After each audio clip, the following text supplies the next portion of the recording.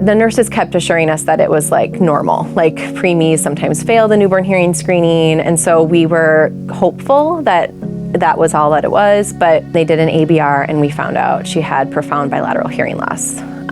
The first question I asked was, will she still go to prom? Because you just want your kid to be normal.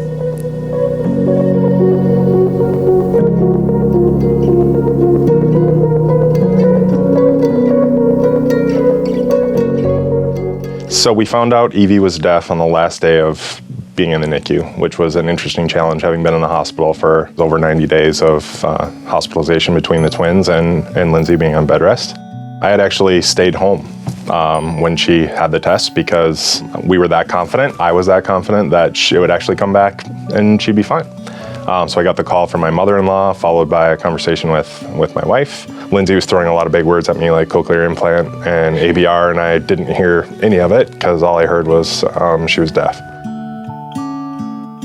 We left the audiologist's office. She gave us this huge binder, and it was essentially like, here are all the different ways your child can choose to communicate, and they really don't give you any guidance. So you look through it and it's like a ton of information about what we can do, and it was really confusing.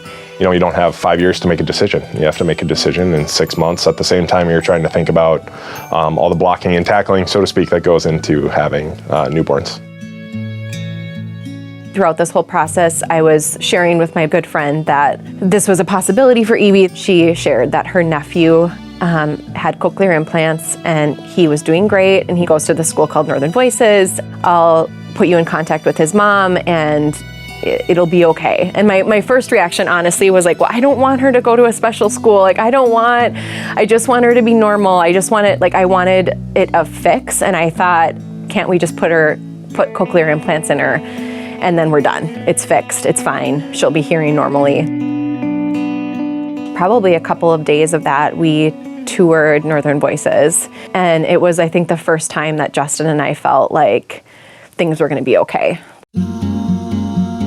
We had walked in and saw kids that were like totally normal 2- and 3-year-olds talking. We saw teachers making kids say full sentences and kids like even rolling their eyes like, like, you know, do you want a piece of candy? And the kid would say yes, and then the teacher would say, yes, what?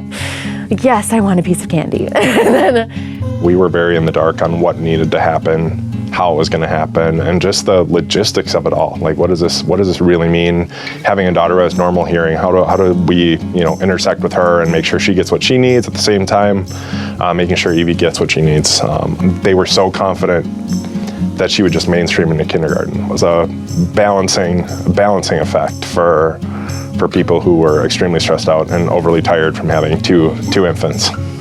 I'm an educator as well, and I have never seen teachers as committed and incredibly talented as the teachers at Northern Voices. Like, you will not find better teachers anywhere. We had experiences of working with like our home district at the time, and the services that the public schools were able to provide at the time were nothing in comparison to Northern Voices.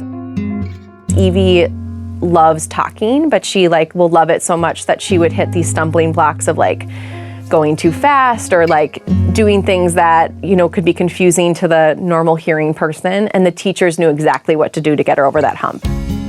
I've been lucky enough to be able to coach her and be involved in some of the sports, especially soccer.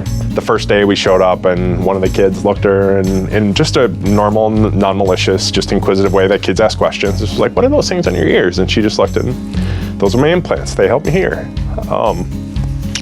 But that advocacy that she's been taught is pretty incredible. Northern Voices has really done a lot to just teach her not only how to say that and what to say, but the confidence to say it, which is pretty incredible. Knowing Evie now, if you get to sit in a room with her, that kid was meant to speak. She sings all the time. She wants to take voice lessons. She is sassy and likes to, share what she thinks about us all the time.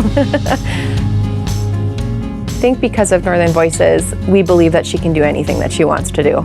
All that she's gone through and overcome to get to this point has made us realize that there is nothing that will get in her way. She will be completely fine. And I think without Northern Voices, that wouldn't be the same.